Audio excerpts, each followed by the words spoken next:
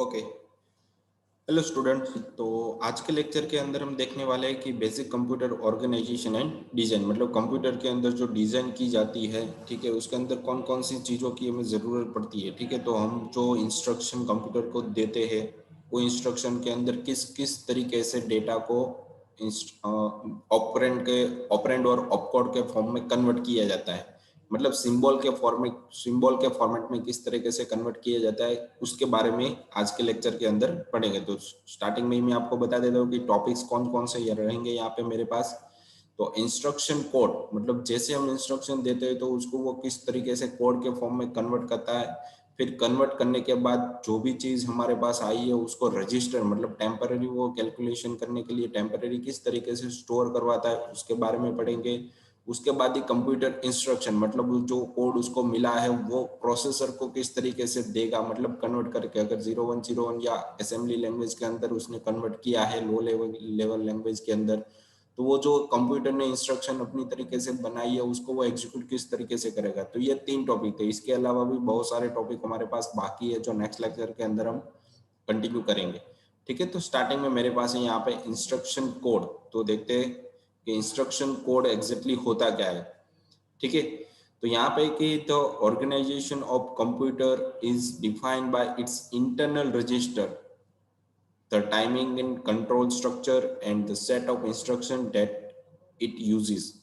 मतलब जब भी हम इंस्ट्रक्शन देते हैं तो उस टाइम पे किन किन चीज़ों की ज़रूरत पड़ती है कंप्यूटर को ऑर्गेनाइज करने के लिए, मतलब जो भी हम इंस्ट्रक्शन दे रहे थे उसको सारे जितनी भी इंस्ट्रक्शन है उसको ऑर्गेनाइज करने के लिए, मतलब अच्छी तरीके से हैंडल करने के लिए किन किन चीज़ों की ज़रूरत पड़ती है। उसके पहले यहाँ पे दिखाया कि कंप्यूटर को क्या क्या ज़रूरत, मतलब डिफाइन, मतलब क्या क्या ज़रूरत पड़ेगी। तो उसके लिए उसको इंटरनल रजिस्टर, मतलब टेम्परेरी डेटा, उसके बाद जो भी आया है उसको स्टोर करने के लिए यहाँ पे टेम्पररी रजिस्टर की भी ज़रूरत पड़ेगी। उसके बाद है कि जो भी उसको रजिस्टर मिला है, मतलब जो भी कैलकुलेशन या इंस्ट्रक्शन उसके पास आई है, ठीक है, उसको कैलकुलेट करने के लिए इतना ही टाइम है और ये यूनिट के थ्रू ही उसका काम होगा। ठीक है, फिर उसके बाद है कि उसको इंस्ट्रक्शन भी मिलनी चाहिए तभी वो उसको कैलकुलेट क्या उसको उसके ऊपर वर्क करना चालू करेगा। ठीक है, उसके बाद यहाँ पे लिखा है तो इंटरनल रजिस्टर, तो वो क्या करता है। तो internal organisation of computer is defined by sequence of micro operation it perform on data store in its register, मतलब जब भी हम इंस्ट्रक्शन देते हैं तो फर्स्ट ऑफ ऑल रजिस्टर के अंदर जितनी भी इंस्ट्रक्शन है वो वन टाइप ऑफ कोड के अंदर कन्वर्ट हो जाती है और रजिस्टर के अंदर स्टोर हो जाती है। बट उसके बाद जो माइक्रो ऑपरेशन रहता है वो धीरे धीरे रजिस्टर में से जो भी इंस्ट्रक्शन एक सेटअप के फॉर्मेट में स्टोर की है उसको लाइन बाई लाइन रीड करेगा। ठीक है, तो ये चीज होती है माइक्रो रजिस्टर का। रजिस्टर का काम होता है कि जो भी हम इंस्ट्रक्शन देते हैं उसको वो स्टोर करके रखता है। ठीक है, और पूरा और जो भी हम इंस्ट्रक्शन देते उस फॉर्म में नहीं रहता, वन टाइप ऑफ एक असेंबली लैंग्वेज या लो लेवल लैंग्वेज के अंदर जिसकी मदद से हार्डवेयर को इजीली समझने में आसानी रहे उस फॉर्म में वो स्टोर करके रखता है रजिस्टर। ठीक है, उसके बाद है कि computer can be instructed about the specific sequence of operation it must perform, मतलब जो भी उसको टास्क चालू करना है तो कंप्यूटर के थ्रू उसको इंस्ट्रक्शन दी जाएगी कि इस सीक्वेंस के फॉर्म में इस इंस्ट्रक्शन को रीड करना है।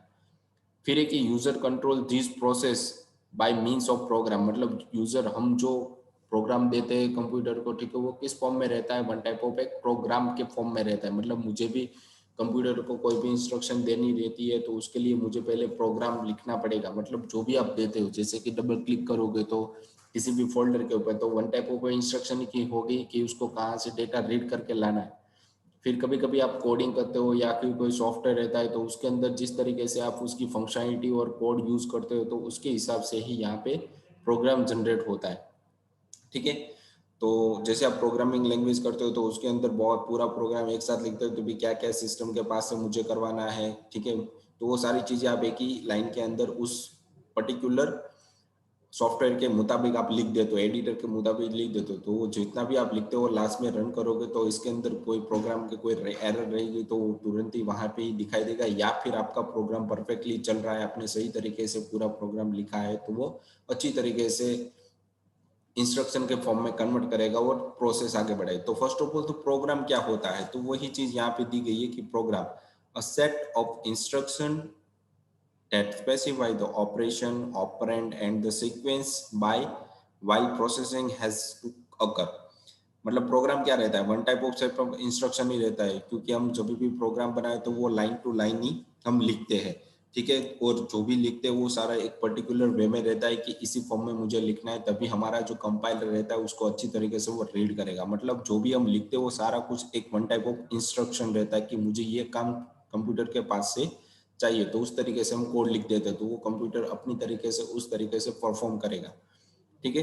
फिर लिखा है कि जब हम इंस्ट्रक्शन लिखते हैं तो उसके अंदर क्या क्या रहता है, तो ऑपरेशन मतलब मुझे क्या करना है, कैलकुलेशन करना है, कंपैरिजन करवाना है, ठीक है, तो कोई भी ऑपरेशन वहां पे दे सकते। फिर ऑपरेंड, ऑपरेंड मतलब वेरिएबल्स, वेरिएबल के अंदर मैंने हम थोड़ी वैल्यू स्टोर करवाई होगी, जो भी वैल्यू स्टोर करे उसके साथ कौन सा ऑपरेशन करना है तो वो भी मैंने वहां पे दिया होगा। And the sequence by which processing has to happen, वो जिस तरीके से मुझे आगे प्रोसेस करना है उसी तरीके से हम वहां पे लिखेंगे, ठीक है। तो ये वन टाइप ऑफ प्रोग्राम हो जाता है। तो प्रोग्राम के अंदर क्या होता है, बहुत सारी इंस्ट्रक्शन होती है, ये चीज आप समझ लो अच्छे से। उसके बाद इंस्ट्रक्शन, इंस्ट्रक्शन मतलब जो भी हम लिखते हैं लाइन टू लाइन, तो एक लाइन मैंने लिखी है वो हमारी वन टाइप ऑफ एक इंस्ट्रक्शन होगी, ठीक है। तो उसका एक्सप्लेनेशन यहाँ पे दिया गया है। A binary code that specify a sequence of micro operation for computer, मतलब बाइनरी कोड इंस्ट्रक्शन मतलब क्या होता है कि वन टाइप ऑफ एक बाइनरी कोड जिसके अंदर बहुत सारी अलग अलग micro processor micro operation computer के द्वारा की जाती है। फिर लिखा है कि the computer read each instruction from memory, मतलब जो भी हम डेटा लिखते हैं वो टेम्पररी एक मेमोरी के अंदर स्टोर होता है, and place it in control register, मतलब उसको एक कंट्रोल रजिस्टर के अंदर ऑपरेंड और ऑपरेशन के फॉर्म में डाल देता है रजिस्टर के अंदर। जैसे मैंने आपको ऊपर बताया कि रजिस्टर ऑलवेज ऑपरेंड और ऑपरेट्स स्टोर होता है, स्टोर करता है, और असेंबली लैंग्वेज जो शॉर्ट कोड होता है वही स्टोर करके रखता है। तो वही चीज रजिस्टर के अंदर स्टोर हो जाती है, जो भी आपने प्रोग्राम लिखा है वो। The control then interpret the binary code and interpret the binary code of the instruction and proceed to execute it by issuing a sequence of micro operation instruction cycle, जिसे बोला जाता है यहाँ पे इंस्ट्रक्शन साइकिल। मतलब जो भी आपने प्रोग्राम लिखा है वो मेमोरी के द्वारा रीड किया जाएगा और रजिस्टर कंट्रोल के थ्रू रजिस्टर के अंदर ट्रांसफर कर दिया जाएगा। उसके बाद जो भी डेटा रजिस्टर के अंदर पड़ा है उसको वो बाइनरी कोड के अंदर कन्वर्ट करने के बाद line to line process to process उसको रन करना चालू करेगा, और जो प्रोसेस होती है उसे बोला जाता है यहाँ पे इंस्ट्रक्शन साइकिल। तो इंस्ट्रक्शन साइकिल की ये बहुत अच्छी डेफिनेशन है कि क्या एग्जैक्टली इंस्ट्रक्शन साइकिल क्या होती है, ठीक है। फिर है कि इंस्ट्रक्शन कोड क्या रहता है, तो जो भी इसके अंदर हमने बाइनरी कोड के अंदर डेटा कन्वर्ट किया, ठीक है, उसको समझने के लिए उसको सिस्टम को प्रोसेसर को समझाने के लिए इंस्ट्रक्शन कोड होता है। इंस्ट्रक्शन कोड क्या होता है, तो ग्रुप ऑफ बिट्स, मतलब वो बाइट को भी 0101 के अंदर कन्वर्ट करके रखता है, जिसकी मदद से कंप्यूटर माइक्रो प्रोसेसर अच्छी तरीके से समझ सकता है। तो ये हो जाता है one type of group of bits that instruct the computer to perform specific operation, मतलब कंप्यूटर उसको एक इंस्ट्रक्शन देता है कि इस तरीके से इस ऑपरेशन को कैलकुलेट करना है, ठीक है। फिर है कि instruction code is usually divided into two part, मतलब जो भी इंस्ट्रक्शन कोड मतलब जो ग्रुप ऑफ बीट है उसके अंदर दो पार्ट रहते हैं, ऑपकोड और एड्रेस, मतलब ऑपरेंड बोला जाता है। ऑपकोड मतलब उसके साथ क्या करना है, ऑपरेंड मतलब जो जिस डेटा के अंदर वैल्यू हमने स्टोर की है वो, दो चीजें अलग अलग, ठीक है।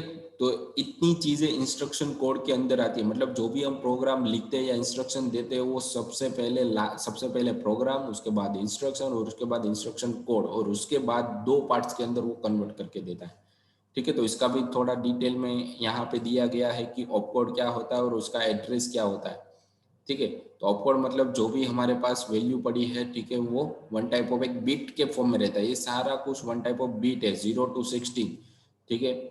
तो एक बिट के अंदर आप एक ही वैल्यू स्टोर कर सकते हो, या 0 या 1, ठीक है। तो इस तरीके से सारा कैलकुलेशन, मतलब एड्रेस के अंदर कहाँ किस लोकेशन पर डेटा हमारा पड़ा है, ऑपकोड मतलब उस वेरिएबल के अंदर कौन सी वैल्यू पड़ी हुई है, तो वो दोनों चीजें डिफाइन करके रखता है यहाँ पे, ठीक है। तो ऑपकोड के बेनिफिट्स क्या है, ठीक है, तो यहाँ पे दिया गया कि ऑपकोड क्या होता है और एड्रेस क्या होता है। तो ऑपकोड मतलब कि one type of operation code, उसके साथ क्या प्रोसेस मुझे करना है वो मुझे यहाँ पे मेंशन करके रखना पड़ेगा। मुझे इसके अंदर इंक्रीमेंट करना है, डिक्रीमेंट करना है, किसके साथ एडिशन करवाना है, मल्टीप्लिकेशन, तो सारी चीजें यहाँ पे इसके अंदर मतलब कौन सा ऑपरेशन इसके साथ करवाना है वो यहाँ पे मेंशन होगा। तो उसके बेनिफिट्स यहाँ पे लिखे हैं कि क्या चीज है, तो वन टाइप ऑफ ऑपकोड है वो group of bits just define the operation, मतलब कौन सा ऑपरेशन करना है वो दिया है यहाँ पे। जैसे मैंने आपको बताया add, subtract, multiplication, complement, number of bits required for opcode depend on number of operation available in computer, मतलब कंप्यूटर के अंदर आपको ऑपकोड के साथ किस तरीके का ऑपरेशन करना है तो उसके मुताबिक यहाँ पे उसको बिट्स के अंदर कन्वर्ट करना पड़ेगा, मतलब उस तरीके से देना पड़ेगा। और एन बिट ऑपकोड मतलब क्या हो जाता है कि ग्रेटर, मतलब 2 से ज्यादा ही उसके बिट होने चाहिए तभी उसका ऑपरेशन यहाँ पे परफॉर्म होगा, वरना नहीं होगा। ठीक है, उसके बाद एड्रेस क्या होता है, तो एड्रेस के बारे में, एड्रेस मतलब वन टाइप ऑफ, आप उसको ऑपरेंड भी बोल सकते हो कि दिस, तो वो क्या आता है कि this specify the location of operand, मतलब जो हमारा डेटा पड़ा है वो एग्जैक्टली कहाँ पे पड़ा है, मेमोरी के अंदर या रजिस्टर के अंदर, ठीक है, वो स्पेसिफाई करके रखता है। फिर एक memory word are specified by the address, मतलब उस वर्ड को पहचानने के लिए मुझे उसका एड्रेस पहले तो जानना पड़ेगा कि ASCII कोड के अंदर उसका एड्रेस क्या है एग्जैक्टली। फिर एक register are specify by their के बिट बाइनरी कोड, मतलब वो किलो बाइट के फॉर्म में रहता है। ठीक है, जो भी हमारे पास बाइनरी कोड में डेटा रहता है वो किलो बाइट के अंदर रहता है, मतलब जो भी एड्रेस रहेगा वो किलो बाइट के अंदर फॉर्मेट में है। ठीक है, तो यहाँ से आपको समझ में आ रहा होगा पूरा कि हमारा जो प्रोग्राम है वो किस तरीके से सिस्टम के पास पहुंचता है, वो किस तरीके से पहुंचता है, वो किस फॉर्मेट में रहता है। तो ये इंस्ट्रक्शन कोड था। उसके बाद जो इंस्ट्रक्शन कोड है कहाँ पर स्टोर हुआ है, तो स्टोर करने के लिए भी उसके पास अलग अलग तरीके के बहुत सारे रजिस्टर है। तो यहाँ पे दिया गया है दूसरा टॉपिक हमारे पास है कंप्यूटर रजिस्टर। ठीक है, तो फर्स्ट ऑफ ऑल दिया है कि what is need for computer register, मतलब कंप्यूटर के अंदर रजिस्टर की क्या जरूरत है। ठीक है, तो यहाँ पे लिखा है the need of register in computer for instruction sequencing need a counter to calculate address of next instruction after execution of current instruction is completed।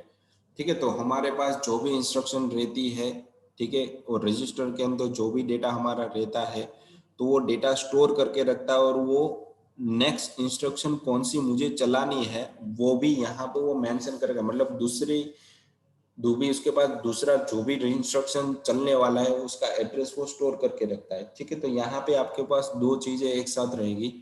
ठीक है, फर्स्ट ऑफ ऑल तो कौन सा डेटा मुझे कैलकुलेट करवाना है, रन करवाना है, और दूसरी चीज कौन सी दूसरी जो मेरे पास नेक्स्ट इंस्ट्रक्शन है उसको भी यहाँ पे मुझे मेंशन करके रखना पड़ेगा। तो ये रजिस्टर का काम हो गया कि क्या क्या चीजें उसके पास होती है, तो किस किस तरीके के रजिस्टर होते हैं उसके बारे में भी यहाँ पे लिखा है। तो यहाँ पे देखो पीसी मतलब प्रोग्राम काउंटर, मतलब प्रोग्राम के अंदर कितनी लाइन है कितनी इंस्ट्रक्शन वो रीड करके रखता है, मतलब पहली इंस्ट्रक्शन मेरी खत्म हो गई है, उसका कोड खत्म हो गया है कैलकुलेट करना, तो नेक्स्ट इंस्ट्रक्शन पढ़ना चालू करेगा, एग्जीक्यूशन करना चालू करेगा। तो उसका काम है यहाँ पे पीसी, पीसी मतलब रजिस्टर का एक टाइप है।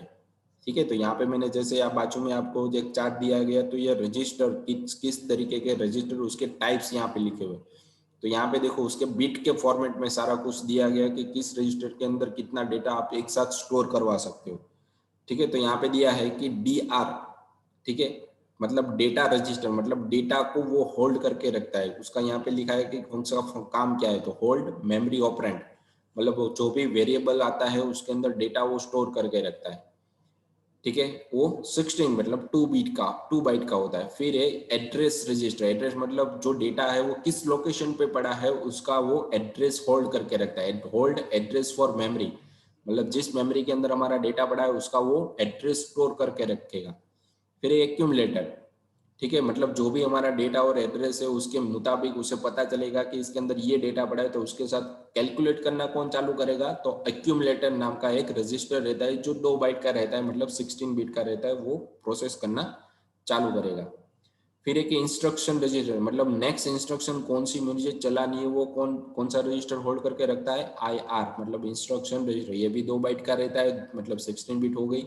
उसका काम यहाँ पे लिखा है होल्ड इंस्ट्रक्शन कोड, मतलब नेक्स्ट इंस्ट्रक्शन कौन सी चलानी है उसका वो एड्रेस होल्ड करके रखता है। फिर एक ही प्रोग्राम काउंटर, तो उसका भी सेम काम है यहाँ पे, पर उसकी साइज यहाँ पे कम है। फिर टेम्पररी रजिस्टर, मतलब टेम्पररी डेटा को होल्ड करवाना है तो उसके लिए TR रजिस्टर का यूज होता है।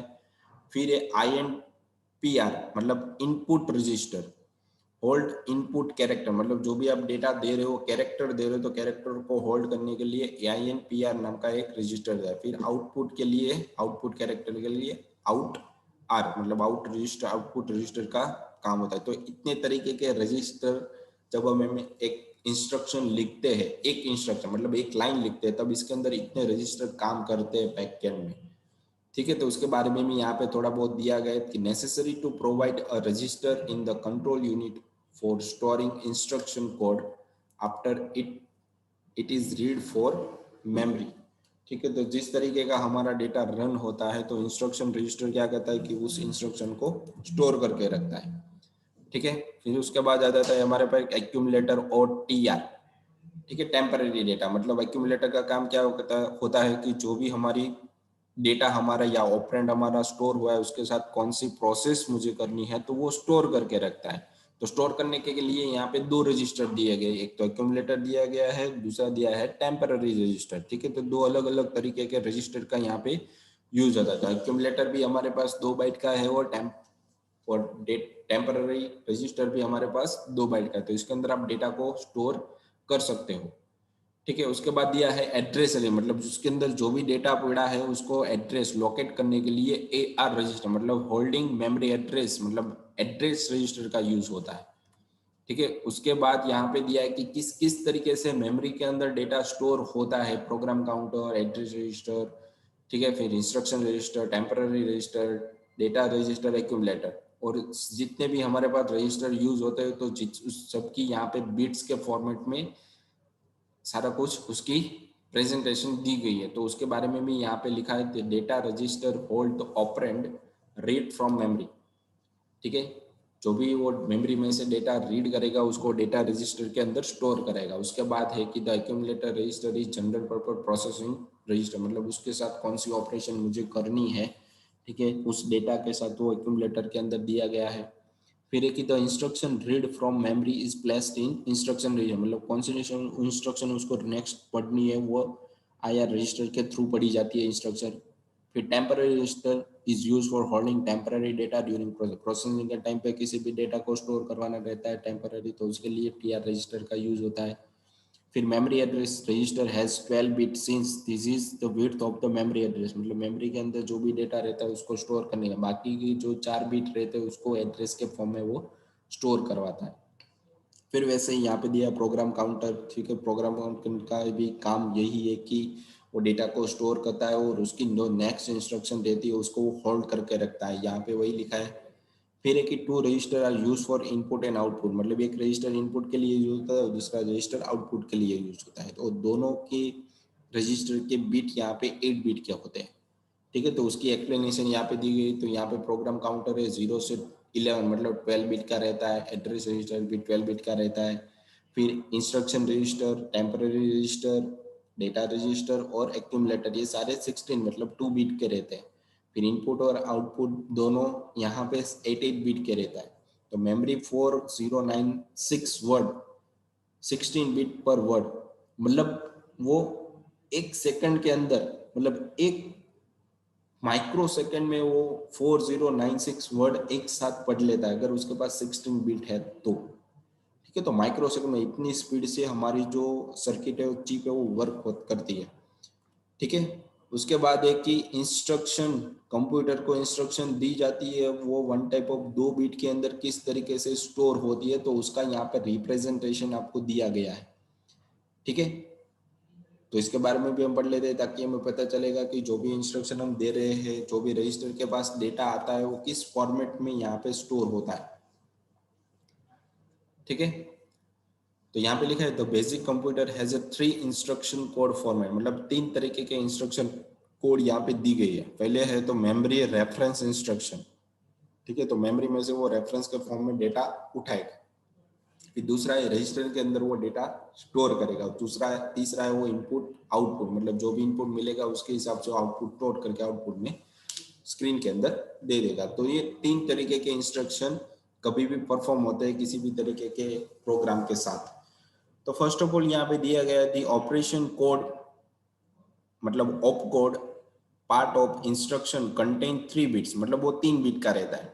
And the meaning of the remaining 13 bit depend on the operation code encounter, मतलब वो ऑपरेशन किस तरीके, कौन सा ऑपरेशन हमारा चालू है। मेरे पास अगर 15-20 लाइन है तो मेरी कौन सी लाइन अभी इंस्ट्रक्शन के फॉर्म में एग्जीक्यूट हो रही है वो तो रीड करने के लिए बाकी के 30 बिट का यूज किया जाता है। ठीक है, तो फर्स्ट यहाँ पे आपको पता चल गया है कि मेमोरी रेफरेंस क्या होता है। सेकंड है कि memory reference instruction uses 12 bit. Okay, यहाँ पे सेकंड है हमारे पास memory reference instruction use 12 bit, मतलब वो 12 बिट का होता है और बाकी के जो 4 बिट रिमेनिंग बिट रहते हैं उसका काम होता है कि किस एड्रेस, मतलब कहाँ से डेटा उठाना है उसके लिए, मतलब एड्रेस दिया जाता है कि कौन सी मेमोरी में से मुझे डेटा रीड करवाना है। फिर यहाँ पे लिखा है कि आई इज इक्वल टू 0 और direct address and 1 for indirect address, मतलब वो डायरेक्ट मेमोरी में से डेटा उठा रहा है तो उसके लिए यहाँ पे 0 होगा, अगर यहाँ पे 1 होगा तो इनडायरेक्ट, मतलब कोई बीच में रजिस्टर के अंदर टेम्पररी डेटा स्टोर हुआ है और वहां से वो डेटा उठा रहा है, तो डायरेक्ट मतलब डायरेक्ट मेमोरी में से डेटा उठाएगा, और रजिस्टर मतलब वो डायरेक्ट बीच में रजिस्टर के अंदर डेटा स्टोर करे उसके बाद वो प्रोसेस करना चालू करेगा। ठीक है, तो दो तरीके हैं। फिर है कि register reference instruction are recognize by the operation code with 0 in the left most bit 15 instruction and right side. ठीक है, तो यहाँ पे देखो लेफ्ट मोस्ट बिट आपका क्या है, 0 है, मतलब वो क्या है कि डायरेक्ट, मतलब वो डायरेक्टली क्या कर रहा है कि एड्रेस उठा रहा है। ठीक है, मतलब मेमोरी में से डायरेक्टली डेटा उठा रहा है। फिर यहाँ पे लिखा है 1, 1 मतलब क्या हो जाता है कि इनडायरेक्ट, मतलब वो मेमोरी में से डायरेक्टली डेटा नहीं उठा रहा, किसी बीच में रेफरेंस के फॉर्म में उसने डेटा इनपुट के अंदर डेटा को स्टोर करवाया है, तो इस तरीके से होता है। तो उसके अंदर जो भी यहाँ पे लिखा है उसका भी यहाँ पे रिप्रेजेंटेशन दिया गया है कि मुझे यहाँ पे जो ऑपकोड है मतलब ये 3 बिट का रहेगा।